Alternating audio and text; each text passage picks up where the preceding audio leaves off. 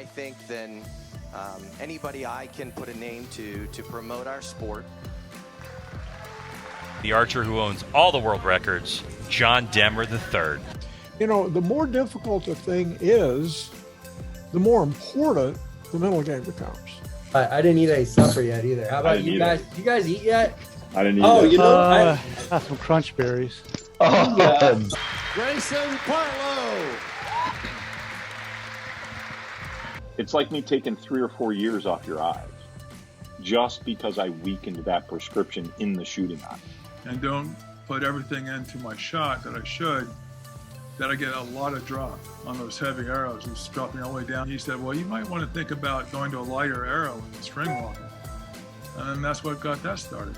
So got me a package from our friends in Slovenia. If you know who that is, it is one of our sponsors, good old XS Wings. Check it out. Got a beautiful package.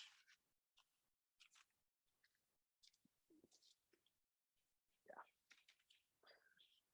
Got some work to do. Which means I have a ton of arrows. Well, I do have a ton of arrows to fletch. I got all these bad boys right here.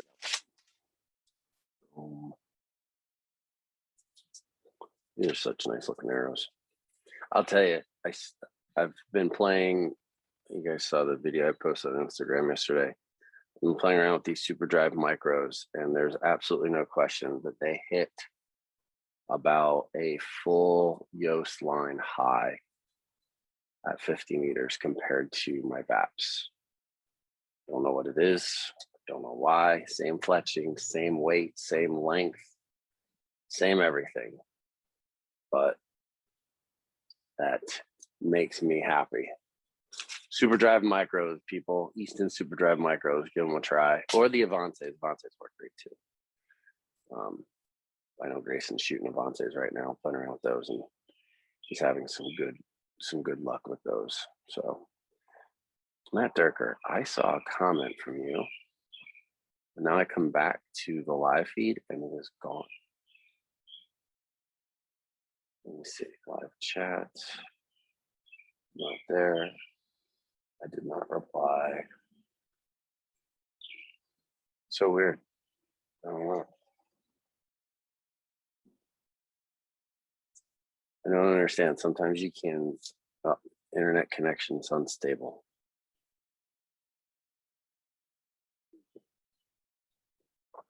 Let me look at my phone and see if I can see the live feed there.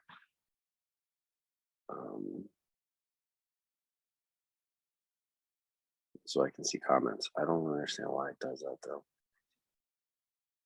Unless it's gone. So I can see comments. I don't understand why. Nope. Don't get it. Anyway, all right. So, hey, Dwayne. So I see Dwayne's comment. I don't know. This is weird. Good morning, everyone. Couple of, I guess, some Barebow updates. First of all, we got to do what's right. It's coffee talk for a reason. This good morning interaction only lasts as long as my cup of coffee lasts. And I'll be honest with you, might not be too long today. Yeah, so shout out XS Wings. I was opening that package up as the live feed kicked off. Good old Ben.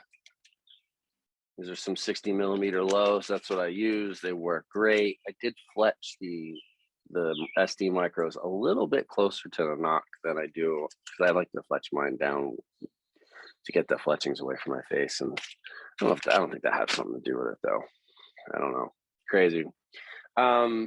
Let's see what's going on Barebow news wise. Let's see. SoCal is over. Congratulations to everyone who shot SoCal. It's such an amazing facility. Was out there for the the advanced Barebow seminar at Chula Vista a couple weeks ago with the Lionheart Archery Academy. Shout out to Lee and her archery family. Those people were so awesome. They did a barbecue on Friday night.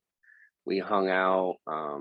Anchor Point Archery. I think it's Anchor Point. Bam Van Wy brought her crew up to shoot and participated. As a matter of fact, her son, who took the very first seminar in Reno, won his division in SoCal. He's Andrew Van Wy. You guys watch out for him as he gets older. He's got a skill set. But sticking with it, that's one of the hardest things for kids is it's easy to climb and get better. It's harder to stay there. And that takes some real due diligence and a lot of work. As guys like Dwayne, who's hanging out here, and many others, consistency is key.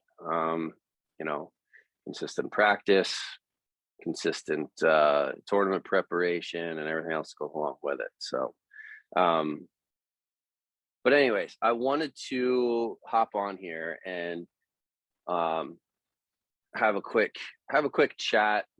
Nothing crazy, but I've been seeing a theme lately amongst all of the Barebow group, this group, just post online in regards to these Barebow questions. And people really, really, really are complicating their archery.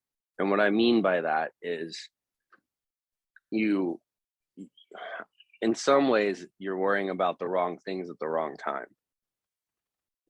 She posted about, like, people listen to that podcast with Demer, and the last one I think we did, and we were talking about how he had to experiment a little bit, ended up going for a little bit of a weaker spine with that shorter arrow, which makes sense. It's common sense. Let's say longer arrow.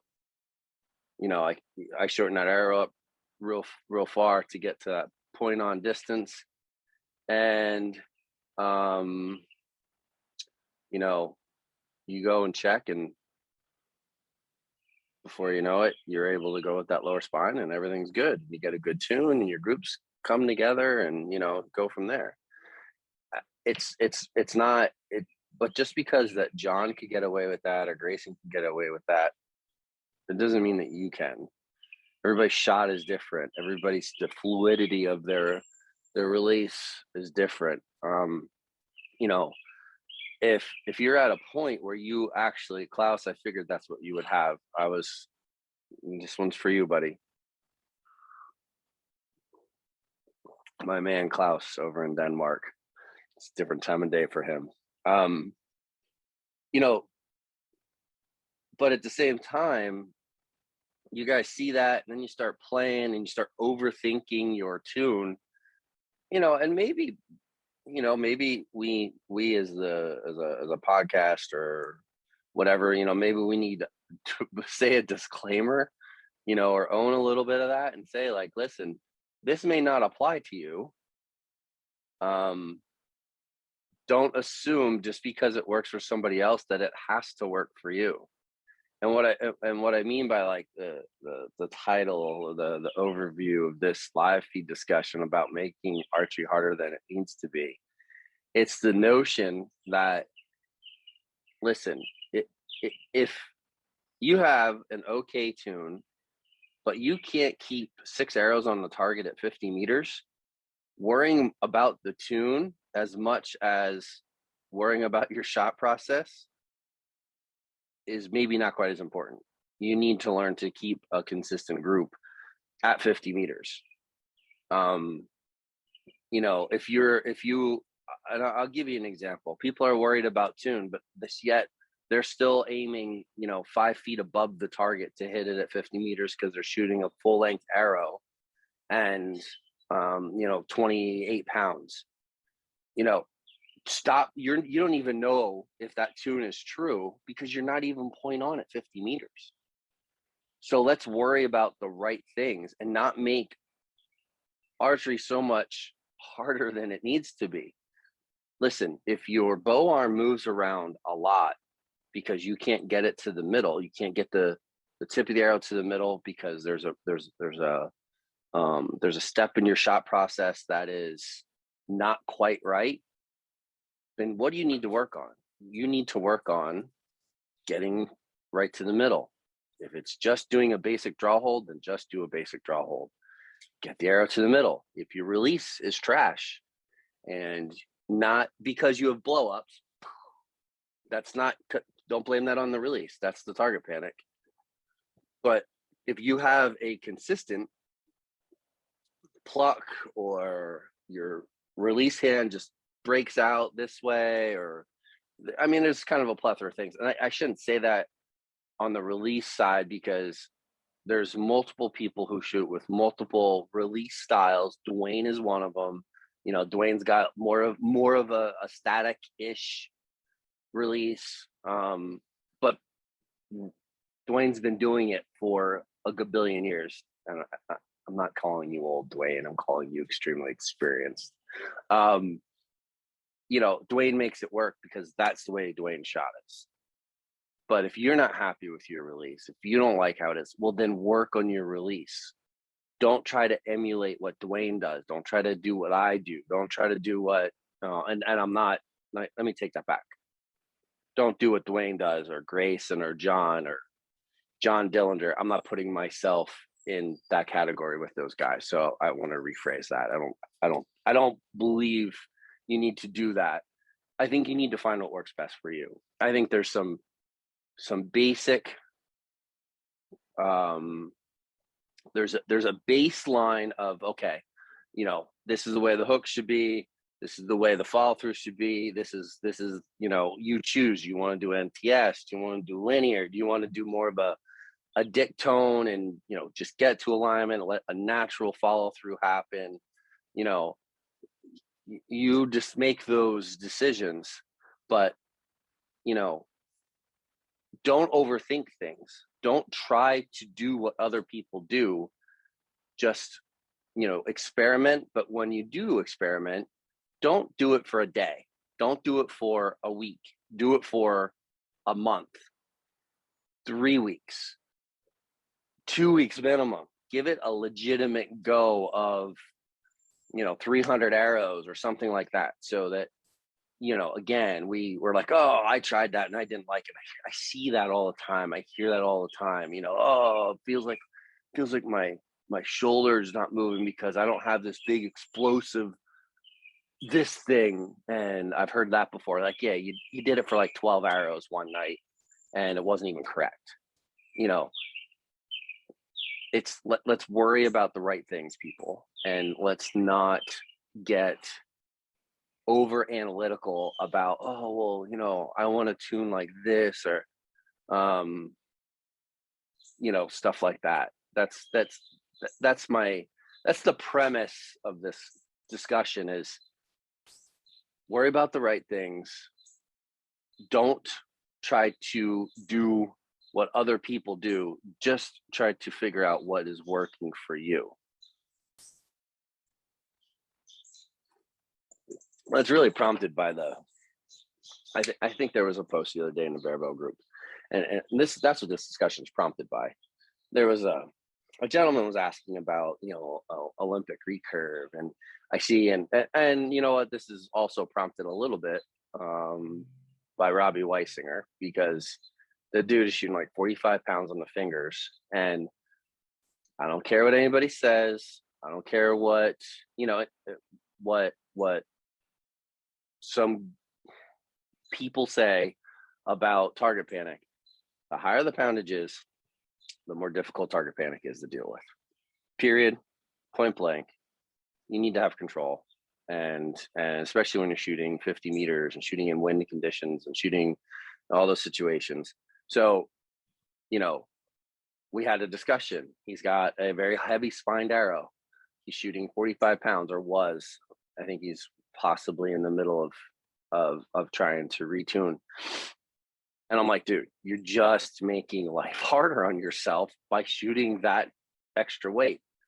Robbie is a solid shooter. He is a very good shooter. It's going to be even better once he finds a happy place of bow weight, tune, and performance. Again, another post, I started talking about this and so I got a little bit sidetracked. Was a post about like bow weight, Olympic recurve versus barebow, and I commented in there. I'm like, listen, Olympic recurve shooters, they're 48 to 54 pounds ballpark.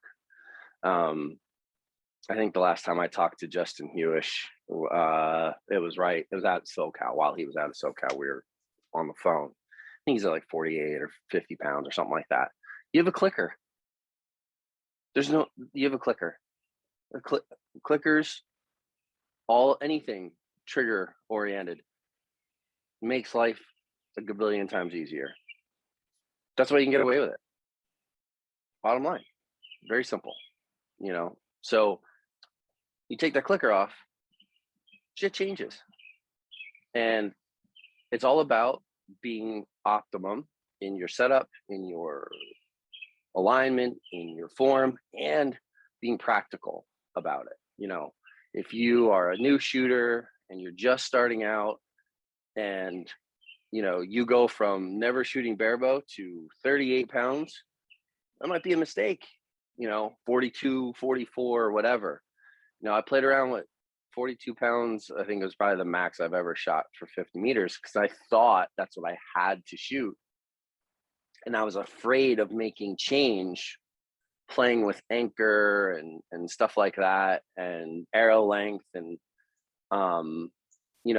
and that's why I shot that heavier poundage. Exact same reason that Robbie's shooting 45, because the arrows he got were just the spine that the arrow chart said for the limbs that he had and the weight on his fingers.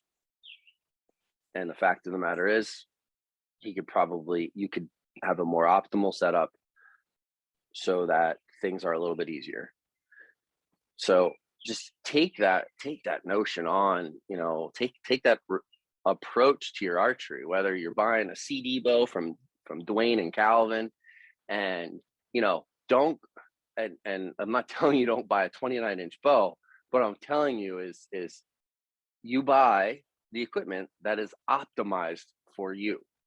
If you shot a 25-inch riser and you have a 26-inch draw length and you shot it well, stick with a 25. Don't go buy a 29-inch just because it looks cool. You want to waste your money. It's not a waste of money. Nothing's a waste of money if you're supporting someone like CD Archery. But, just think about what you're doing. Spending my money on that is important as maybe I need to go buy 3 spines of arrows and really make sure I have the right setup going on. All right. So, you spend $30 on a set of points, you get your arrows, you get a pack of just solid color XS swings, and you set up 3 arrows and 3 different spines and start cutting them to find where your optimum group tune is, essentially. Hey, that might be money worth spending. So anyways, that's enough of that little rant. I apologize. But it's one of those things that, like, man, I feel like we have this tendency to make things so much harder than they need to be. If your bow arm sucks, work on it. If your release sucks, work on it. If your point on sucks, work on it. If your tune is not point on, work on it. It's just work on the right stuff.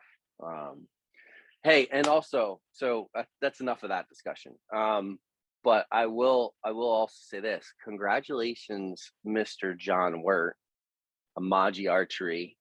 If you haven't, unless you live under a rock, his risers are floating all around. For obvious reasons. You probably won't see me shooting one on some promotional video, but John Wirt is like he is the reason so many of us have gotten into this sport, and I am so excited for him to get started with his archery company. Yes, Christian, I am a Hoyt boy. That sounds really weird. But I'm super excited for John. He's a good dude. He is an ultimate. I know he gives Demmer credit, but he is the ultimate ambassador for the sport because he took his platform working at Lancaster to help build Barebow from a different angle than just being on a shooting line and interviewing and stuff. He was the one doing the opposite. And so in my opinion, you know, you have Demmer, you have Wirt, and people like that are the scale to live up to when promoting Barebow and supporting people in Barebow and stuff like that. And Mr. Dwayne Martin in here as well. But all of archery, I should say, in regards to John Wirt, he supports all of archery. So Charlie Cosgrove, I'm going to go through these comments, but Charlie Cosgrove said, invest in some good lessons, better return on your money. And Charlie, I 100% agree with that. Hey, Dick Tone's joining us in the comments from good old Arizona. Congratulations, Dick, on your coaching success out there at SoCal this weekend. Casey looks like she's shooting strong right now, and Samantha too. You guys who know who Dick Tone is. He coaches two young ladies here. Everybody knows Casey. You may not know Samantha Ensign, but great family. I think they're actually from Maryland, but they come up to Lancaster. It's not that far away. And she works with Dick and Heather File, obviously from Lancaster Archery Academy. And great kid. She shot at my facility quite a few times this winter, and I'm happy to see them doing well. Couple of updates also that while I have you all here that I wanted to bring up.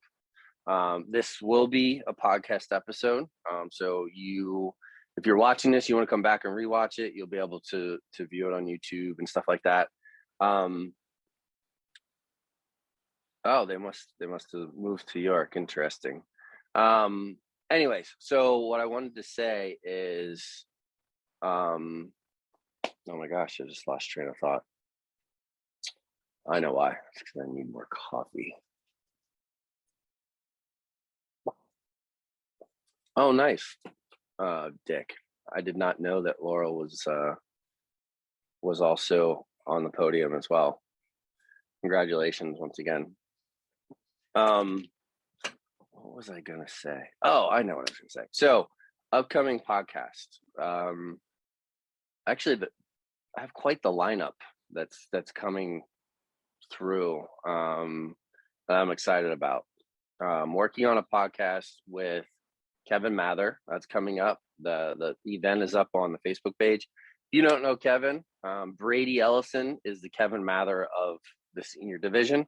Kevin, well, no, I shouldn't even say that. He's not at all. Kevin is the only Olympic gold medalist that we have in Olympic recurve, currently shooting on our respective teams.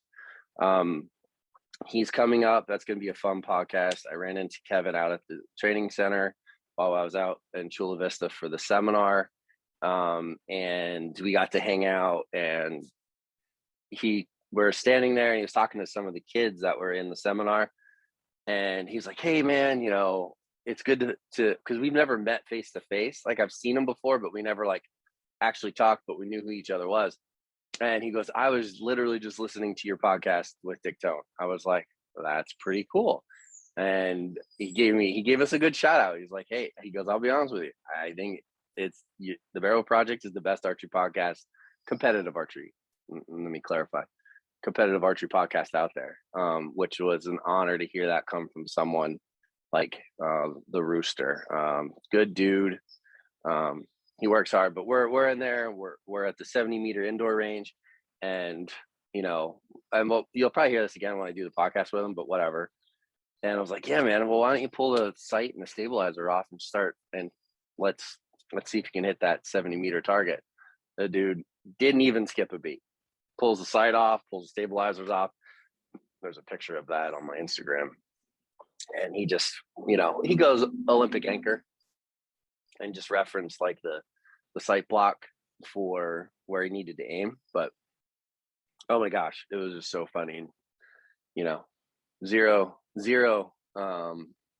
apprehension about throwing X10s down range at 70 meters with no sights, but it was good stuff for sure. So I'm excited for that one.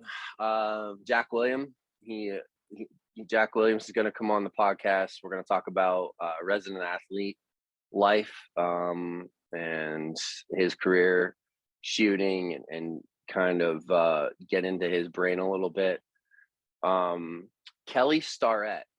A lot of you probably aren't going to know who Kelly is. I encourage you to look up the Ready State.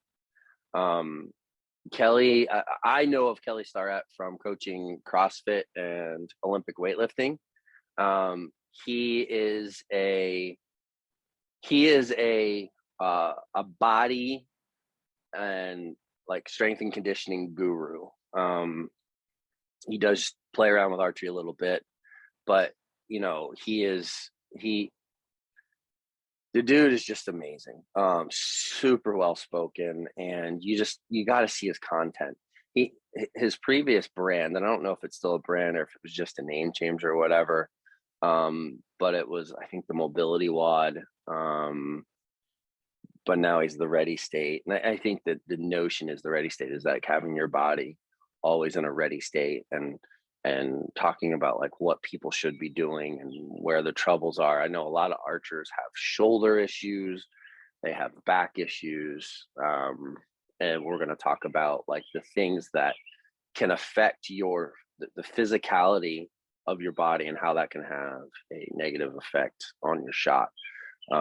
Super honored to have him because he works with literally the top CrossFit athletes in the world come to him. So it's really cool for me to have him on this podcast.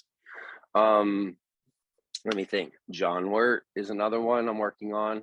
I want to give John a platform to talk about MOJO and his new bow line and his new archery company. I'm so excited for John.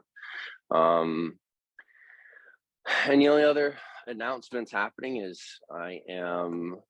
the process of writing my Barebow book has begun. That process is a long one. Thank you, Larry Wise, for mentoring me through that. The outline has begun. The chapters have begun. And I'll tell you, I would love, and maybe as these coffee talks increase now that I'm off work for the summer, and just at my facility, which, by the way, Grass Hall Archery is now a 24/7 access facility with 50 meters indoors and indoor ASA 3D course set up. So please, if you are in the Pennsylvania area and you're looking for a place to train, competition distance, indoors all the time, holler at me. But as I'm writing the book, I'm going to be pinging some of this stuff off of all of you, probably through these coffee talks or other podcasts or just a solo podcast where I'm talking about it.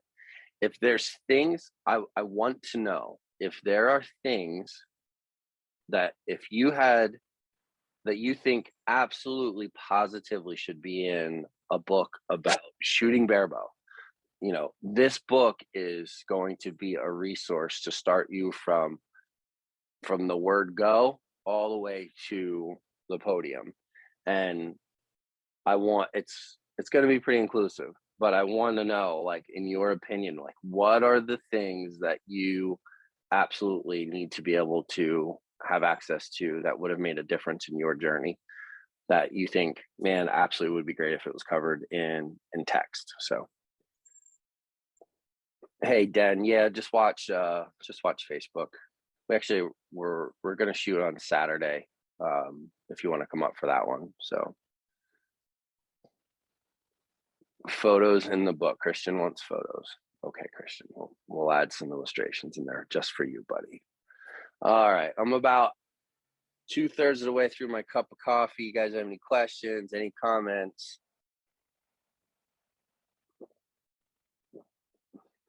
Let me know. Post them up. Give me some feedback.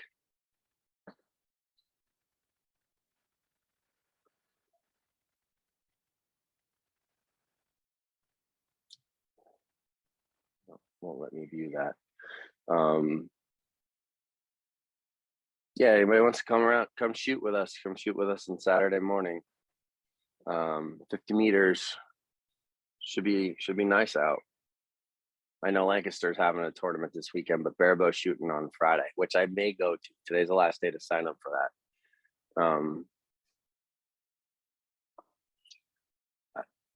Dan, I think that's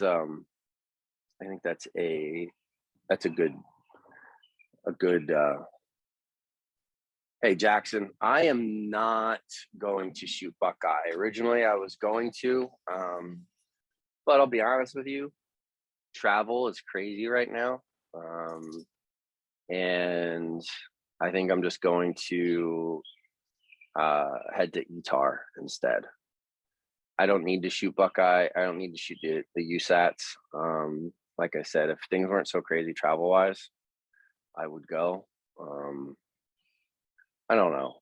That may change, but as of right now, the plan is to not head to Buckeye. Instead, go to ETAR and see the boys. Christian included in that.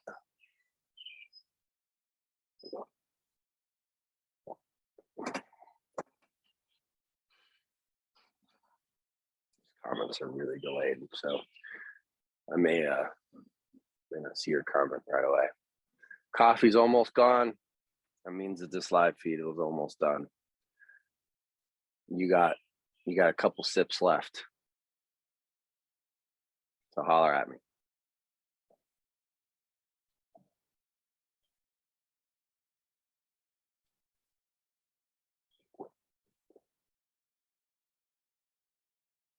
Hey, Ken Romanek. I don't know if I'm saying your last name right, Ken. Said, I'm very new to Barebow and just want to say thank you for a reminder to not overthink everything. Absolutely, Ken. And welcome to Barebow.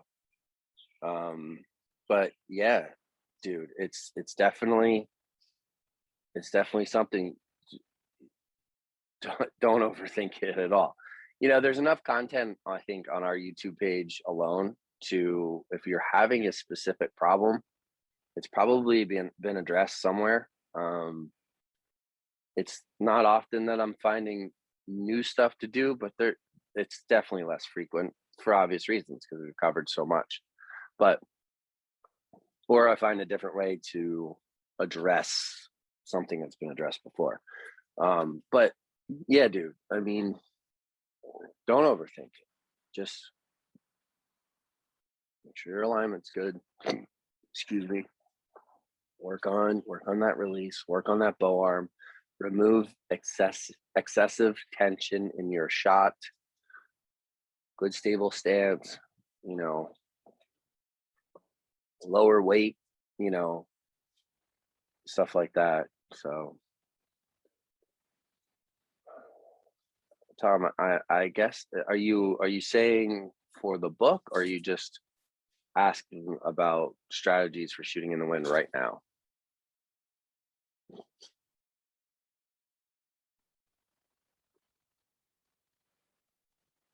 Running samples at work, Christian Wilder.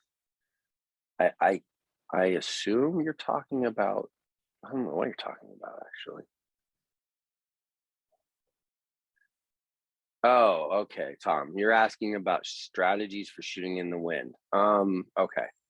Now, my apologies, because I think you joined the live feed as I was talking about, hey, what do you want me to cover in the book? So shooting in the wind, I say there's two specific, or most common is one, aiming off when you need to. you really do need quite a bit of wind to have to aim off with a bow that's, you know, decently tuned with good arrow flight. And shooting fletchings like these, excess wings, the lower profile isn't going to pick up the wind as much. A higher profile will. Feathers, trad vanes, you know, trad vanes I used last year for hunting. They work great. They 100% work well. 50-meter game, they're going to work, but they're probably not going to be optimum, and they are going to pick up on the wind. So if you are, yeah, they'll be great shooting, you know, shooting in rain, but if there's rain, there's going to be wind, and they can pick up on the wind big time. But yeah, so aiming off and practice that. Don't just, you know, don't just go show up to a tournament and then not know what to do. Even when you have good conditions, beautiful out today, there's barely any wind at all. I'm probably going to go shoot later. Practice aiming off, you know, even if it's only for, you know, 6 ends, but practice getting accustomed to aiming off. And then there's also, you can cant the bow a little bit. I know John has done that extremely successfully, where he'll cant the bow into the wind and just get a feel for like what the whatever tension or whatever pressure or whatever that wind is creating in his shot, his bow arm, and he'll can into it. I would not adjust plunger for wind, because it's just not going to be consistent, you know, and you have to be able to make judgment on, is that enough wind to, and make sure you're checking the wind every arrow as well. Like don't just assume that you have to aim off every time because you did the last arrow, check it every time. So let's see here. Den said, put the drills in the book too. Absolutely. What's John Cockrell? Hi, John. Nice to see you, bud. What's the highest point weight you consider using for outdoors? Well, John, that's a loaded question. If we're talking 50 meters,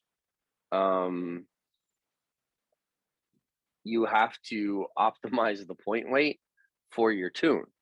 So, you know, you're not going to shoot 150 grain point outdoors. Well, no, I shouldn't say that you shouldn't. You could. I don't know if it's optimum, but you could.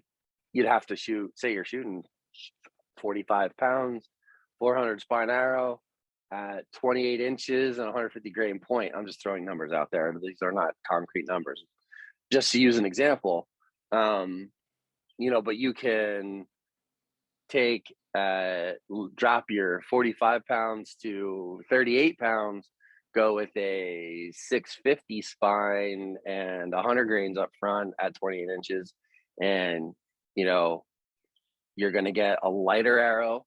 Again, that gives you some relative ease to getting to the target, you know, 110, 120, somewhere in there.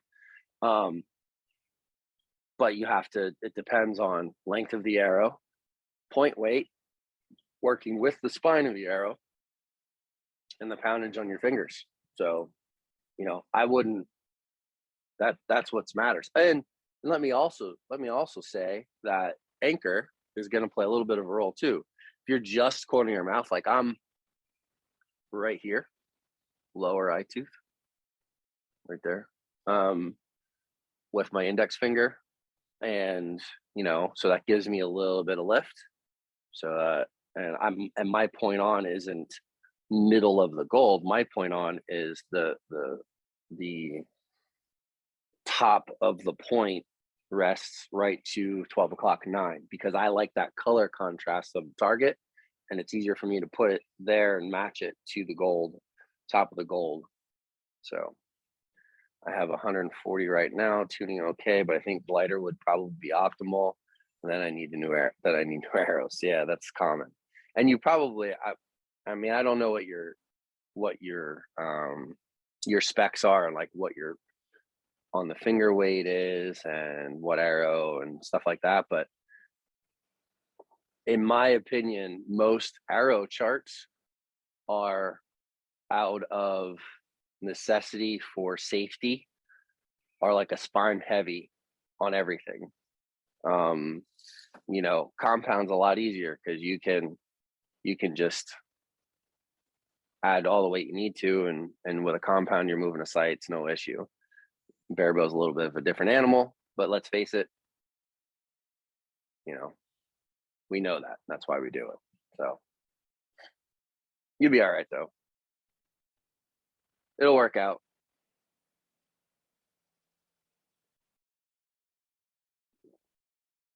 That's it, people. Coffee talk's over. Coffee's gone. I gotta go to the gym. So anyways, shout out to all of you. Love you all. You guys rock. Holler at me if you need anything. And once again, make sure you pay attention to our sponsors. This is not your standard episode. So again, YOST Archery, HOYT Archery, JAGER Archery, Ethics Archery. If you're having a hard time getting any components, go to Ethics Archery, go to their website, go to their arrow.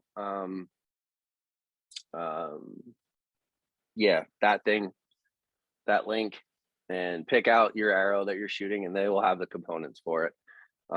Typically, you know, points and some knock stuff and knock collars and whatnot. They're doing, I know they're doing, especially for you hunters, they're hunting.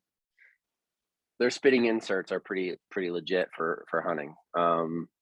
Check out 2 episodes ago. You'll learn all about their technology with Lee Carlson in that episode. And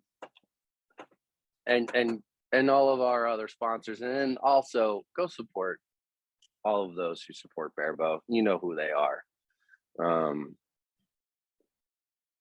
The community is a tight-knit community.